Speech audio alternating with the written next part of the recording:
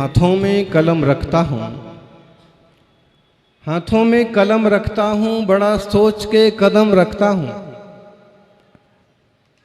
हाथों में कलम रखता हूँ, बड़ा सोच के कदम रखता हूँ। तू ऊंचा आसमान ही सही, पर तुझे छूने का भी दम रखता हूँ।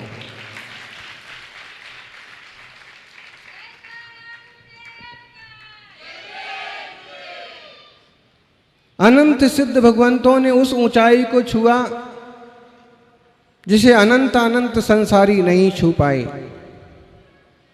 कोई सौभाग्यशाली होते हैं जो परमार्थ को समझ के और परमार्थ के पद पर बढ़ते चले जाते हैं।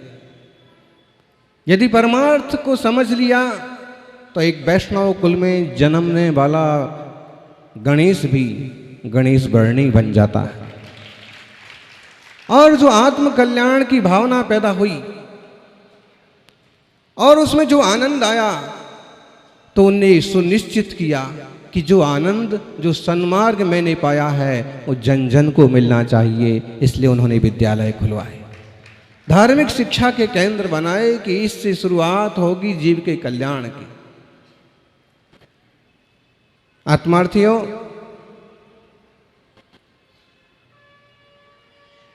पर्यायों के प्रपंच में बुरी तरह से उलझे हुए हैं और हमने केवल अपने आप को एक शरीर मान लिया। थोड़ी सी सुख सुविधा, रोजी रोटी के साधन मिल गए कि बस उतने में ही डूब गए। बाकी विद्या का फल तो चारित्र है, ज्ञान का फल चारित्र है। और इस बात की कोशिश हमने शुरू से की कि जो जो कुछ भी पढ़ा जाए, जो जो कुछ भी पढ़ा जाए, उस सबको जीवन में उतारने की कोशिश की जाए। चाहे वह पुरुषार्थ सिद्धि का विषय हो, चाहे सर्वार्थ सिद्धि का विषय हो, चाहे श्रवकाचार का विषय हो, और चाहे विद्वानों के द्वारा दिए गए सूत्र हों। दीवारों पर लिखे हुए, वर्णी स्मारक पर लिखे हुए स्लोगन्स क्यों ना हो, वो सारे याद भी होना चाहिए और उनके हिसाब से जीवन में प्रवृत्ति भी होना चाहिए। एक स्लोगन, एक सूत्र, एक संदेश आपकी पूरी जिंदगी बदल सकता है। उत्पाद व्यय द्रव्य युक्तम सत सद्द्रव्य लक्षणम तत्वार्थ सूत्र। इसका मतलब है कि मैं भी इस लोक में व्याप्त 6 द्रव्यों में से एक द्रव्य हूं और जीव चेतना लक्षण वाला मैं हूं। गजब की बात है, पर्याय की सुरक्षा के लिए सारी जिंदगी चली जाती है और गुणों की तरफ ख्याल भी नहीं आता है। पर समय किसे कहा है? जो पर्यायों में ही समय जाए वो पर समय, ऐसा जीव पर समय। अनेक विद्वान यहां उपस्थित हैं और आपसे हम कहेंगे कि सौभाग्य रहा है कि शास्त्रों का पारायण आपने किया और वह शास्त्रों का पारायण हमारे आत्म कल्याण के लिए निमित्त बनना चाहिए। द्रव्य गुण पर्याय का निर्णय हमें भी करना चाहिए। आज 25-27 साल बाद एक साथ इतने सारे विद्वानों को, जो कि एक ही विद्यालय में पढ़े हैं, वर्णी विद्यालय में, लेकिन आप देखिए पर्यायों का परिवर्तन। जब पढ़ते थे तब विद्यार्थी कहलाते थे और अब विद्वान कहलाते हैं। तब यूं दौड़ लगाते थे और अब सीढ़ी चढ़ते हैं तो घुटना दुखने लगता है। तो बदल रहा है सब कुछ, और इतना बदलने के बाद हमें ये सुनिश्चय करना चाहिए कि सब कुछ बदलते हुए भी मेरी आत्मा वही ज्ञान घन स्वभाव वाली है। टोडर में स्मारक में प्रवचन हुआ था, तब भी हमने ये बात कही थी कि जब हम विद्यालय में पढ़ते थे तो हमने निश्चय किया था कि एक ना एक दिन वहाँ भी जाएंगे अपन पढ़ने के लिए, और फिर जो परम पवित्र मुनि की मुद्रा है उसे स्वीकार करेंगे। हमेशा से मन में रहा है कि इस एक भव को पाकर के हमें भवों का अभाव करना है।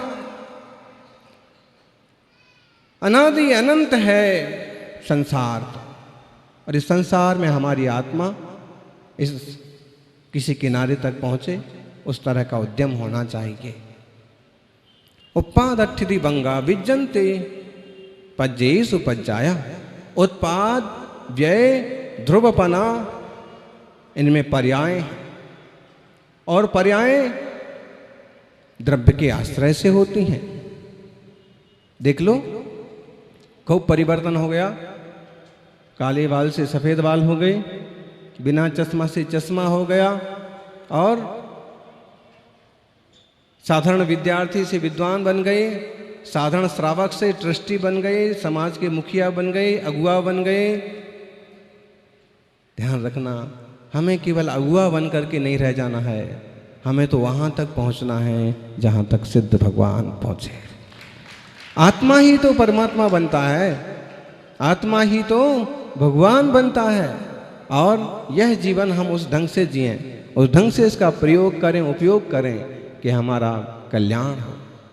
जन्म लेना और मर जाना सबके साथ होता है, लेकिन इसके बीच में जो कोई महत्वपूर्ण काम कर जाते हैं वो अमर हो जाते हैं, और अमर हो जाते हैं। वो खुद तो देवता हो जाते हैं, लेकिन उनके किए गए कार्यों से इस भूमंडल पर उनका नाम अमर हो जाता है। हमें ना नाम अमर करना है और ना देह अमर होता है। हमें वह उद्यम करना है कि कर्मों की निर्जरा हो, संबर का मार्ग मिले, धर्म ध्यान में चित्त लगा रहे, और परस्पर सहयोग करके और लोगों को और जीवों को भी सन्मार्ग पर बढ़ाएं।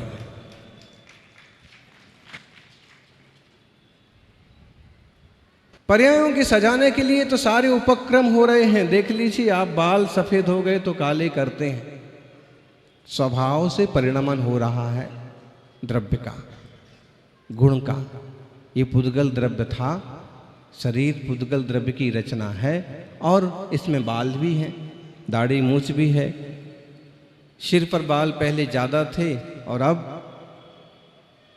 टोपी लगाने के वैसे कई फायदे हैं।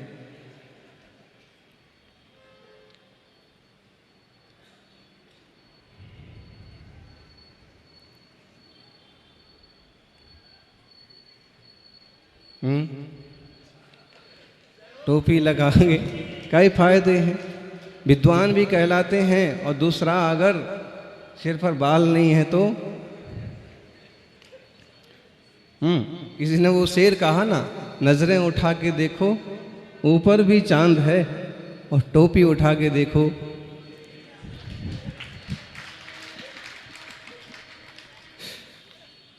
अब इसमें आपको ताली बजाने की बजाय इस बात को समझना है कि कितना परिणमन हो गया। एक समय वो था कि कंघी करते तो बाल में कंघी नहीं घुसती थी, इतने सारे बाल थे।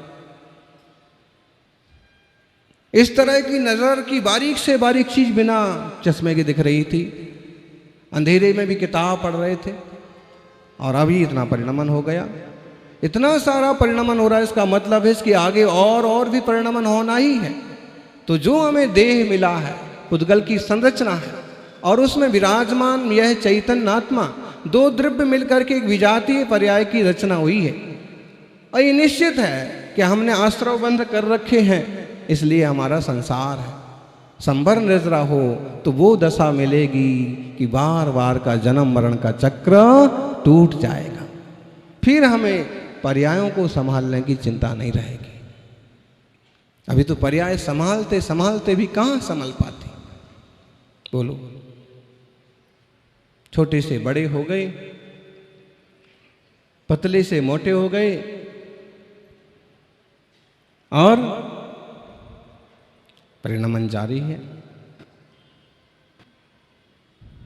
इस परिवर्तनशील संसार में बोलते हैं कि मरता कौन नहीं है, सभी मरते हैं।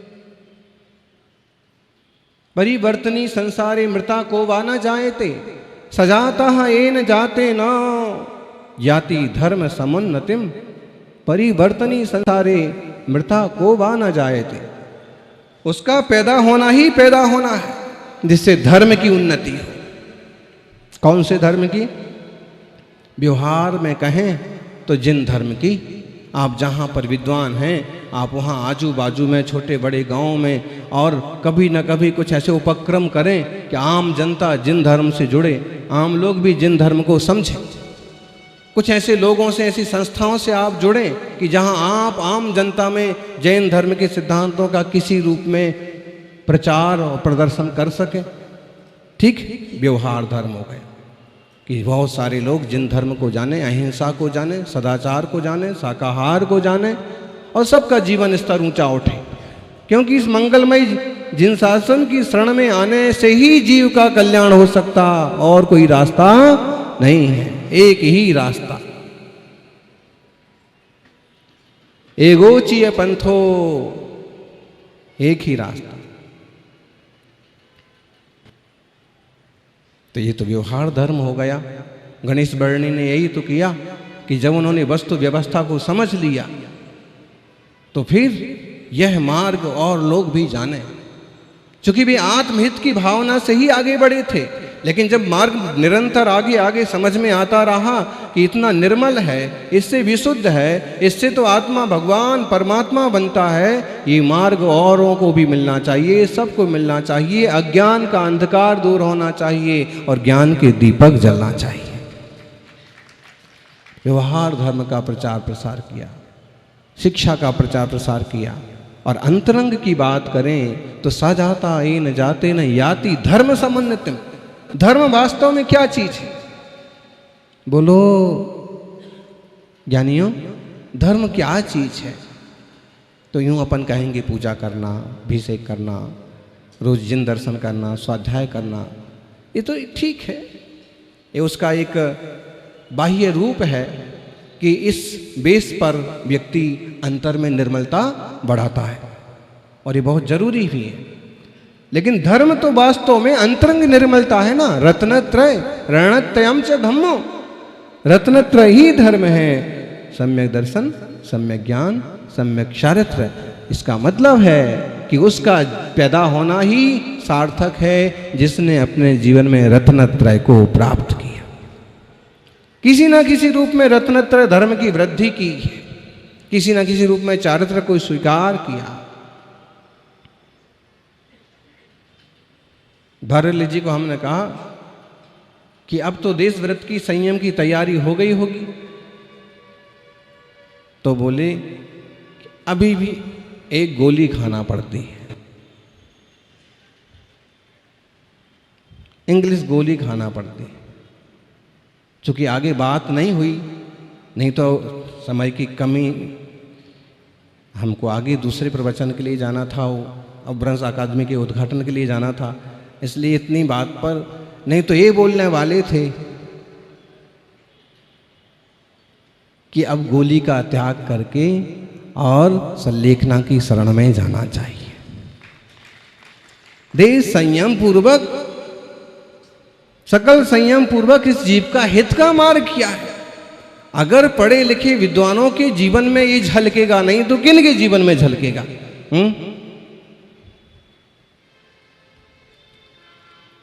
जिन संस्थाओं में आप पढ़ रहे हैं, पढ़े हैं, वो संस्था ऐसी संस्था कि जिसमें धर्म और अध्यात्म के साथ साथ आचरण के भी पाठ पढ़ाए गए। क्यों? खुद न्यायाचार्य होकर के भी, साहित्याचार्य होकर के भी, अनेक विद्याओं के पारंगत होकर के भी वर्णी जी ने खुद क्षुल्लक के व्रत स्वीकार किए थे और अंत में उत्तम समाधि पूर्वक मरण किया था। दुनिया का पहला पंडित हुआ होगा ऐसा कि दूसरे संप्रदाय से आए, फिर अपने बल पर निरंतर अभ्यास किया, फिर संयम भी लिया, संलेखना भी ली और जो जीवन का मंगल कलश समाधि उसे स्वीकार किया। उस मार्ग को बहुत सम्मान की दृष्टि से देखना और उसी पर बढ़ने की भावना रखना इस बदलते हुए संसार में पर्यायों की सुरक्षा के लिए एक तो बहुत उपक्रम है। चाहे लोग घर बनाएं, चाहे शादी करें, चाहे श्रृंगार करें,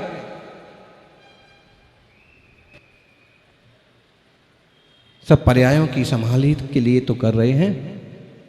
यानी जो अपने को अपूर्ण समझता है वो पूर्ण होने के लिए दुनिया की चीजें संग्रह करता है, और जिसने अपने परिपूर्ण ब्रह्म को जाना है, परिपूर्ण स्वभाव को जाना है, उसे किसी दूसरे की सहयोग की जरूरत नहीं पड़ती। सचमुच में ब्रह्मचर्य के मार्ग पर वही बढ़ सकता है जिसने अपने परिपूर्णता को पहचाना है। बिना साधनों के वही आनंद में रह सकता है जिसे अपने भीतर साध्य नजर आ जाता है। जय मंगलमय जिनवाणी का मार्ग आप सबको उपलब्ध हो, जीवन में जागृति आए और विद्या चारित्र के निर्माण में सहयोगी बने। आसमान कितना भी ऊंचा क्यों ना हो, कितना ऊंचा है आसमान, अगर हम जीव अजीब, जीव पुद्गल, धर्म अधर्म, आकाश और काल, द्रव्य के आकाश की चर्चा करें तो इसका तो कोई पार नहीं है। लेकिन लोक व्यवहार में जिसे आकाश कहते हैं उसकी ऊंचाइयां तो नापी ही जा सकती हैं।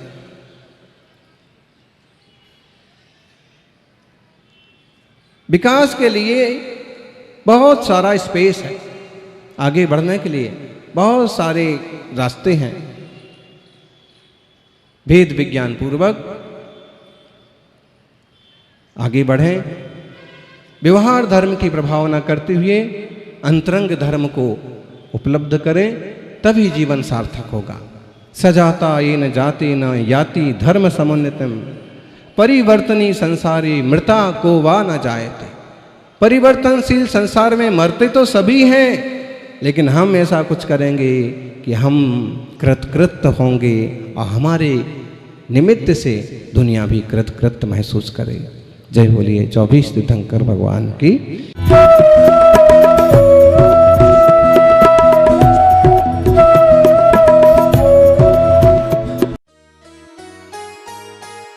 इस कार्यक्रम के पुण्यार्चक थे श्री दिगंबर जैन मुनि संघ प्रबंध समिति रजिस्टर्ड, पार्श्वनाथ भवन, नाटाड़ियों का रास्ता, जयपुर 3, राजस्थान।